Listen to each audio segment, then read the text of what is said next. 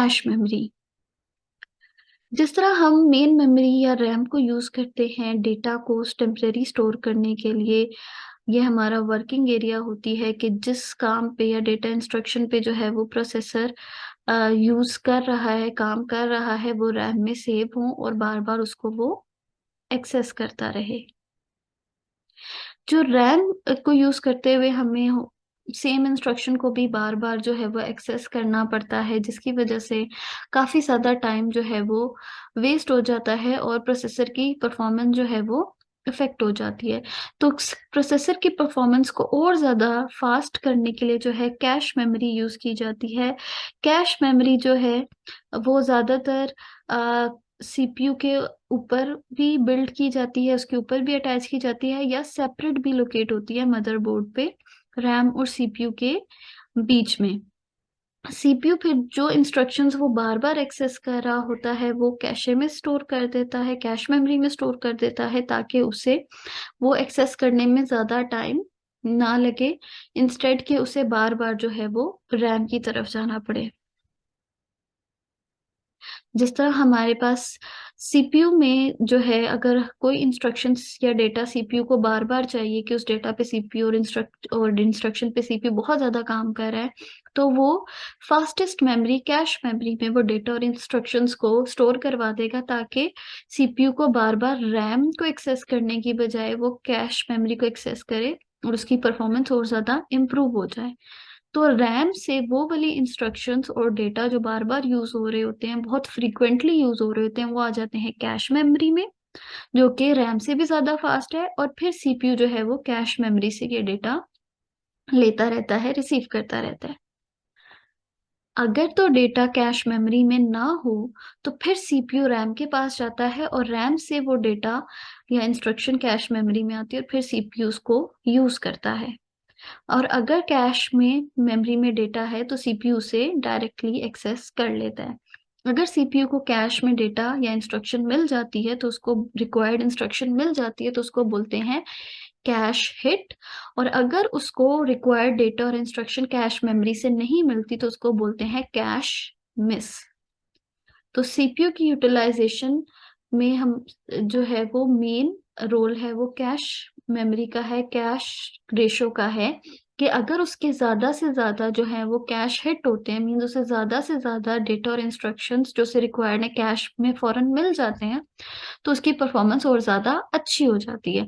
अगर उसका कैश में जो डेटा है वो बहुत ज्यादा मिस हो रहा है, कैश मिस मिस रेशियो जो है वो बहुत ज्यादा है, तो उसे बार बार रैम को एक्सेस करना पड़ रहा है, तो उसकी परफॉर्मेंस थोड़ी स्लो हो जाती है। कैश की भी डिफरेंट टाइप्स हैं, जिसमें हमारे पास L1, L2, L3 कैश आ जाती है। L मीन्स लेवल, लेवल 1 जो वो वाली कैश होती है जो सीपीयू के ऊपर लोकेटेड है और जिसकी जो सबसे ज्यादा फास्ट है as compare to other cache. और उसके बाद हमारे पास L2 कैश आ जाती है जो कि लेवल 2 कैश है। ये थोड़ी सी लेवल 1 कैश से जो है वो स्लो होती है और साइज में थोड़ी बड़ी होती है। और फिर हमारे पास L3 कैश आ जाती है जिस जो कि L1 L2 से थोड़ी स्लो होती है और साइज में बड़ी होती है। और फिर हमारे पास रैम आ जाती है जो कि इन तीनों से कंपैरेटिवली स्लो है मगर साइज में बड़ी है। तो सीपीयू सबसे पहले डेटा जो है वो L1 कैश में चेक करता है।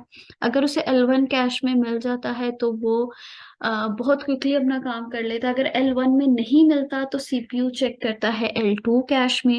अगर L2 में भी नहीं होता तो फिर सीपीयू L3 कैश में चेक करता है डेटा रिक्वायर्ड जो से चाहिए।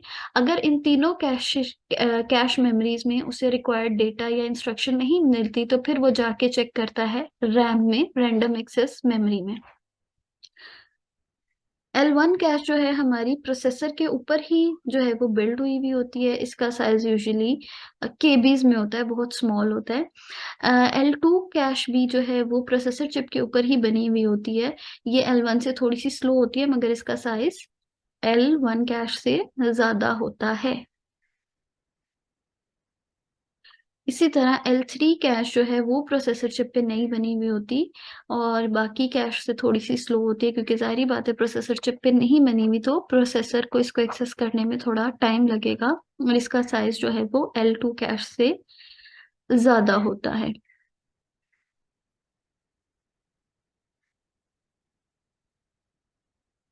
फ्लैश मेमोरी जो है ये भी हमारे पास नॉन वोलेटाइल मेमोरी है। ये ज्यादातर हमारी स्मार्ट डिवाइसेस में, मोबाइल फोन्स में, पेराफेरल डिवाइसेस में यूज होती है। जिस तरह हम कहते हैं कि हमारी मेमोरी कार्ड है, जिसमें आपके जो मोबाइल का जो सॉफ्टवेयर होता है, उसका ऑपरेटिंग सिस्टम होता है, उसकी इंस्ट्रक्शंस सेव होती हैं, उसकी स्टार्टअप इंस्ट्रक्शन सेव होती हैं।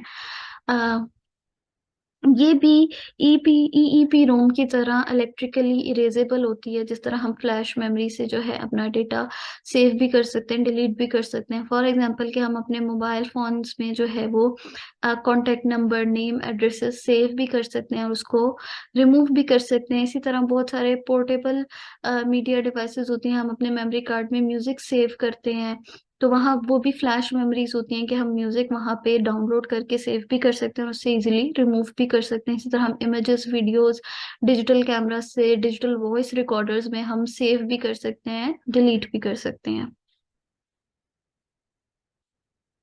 कॉम्प्लीमेंट्री मेटल ऑक्साइड सेमीकंडक्टर, ये भी रीड राइट मेमोरी होती है जस्ट लाइक रैम, मगर ये नॉन वोलेटाइल होती है। ये डेटा रिटेन करती है।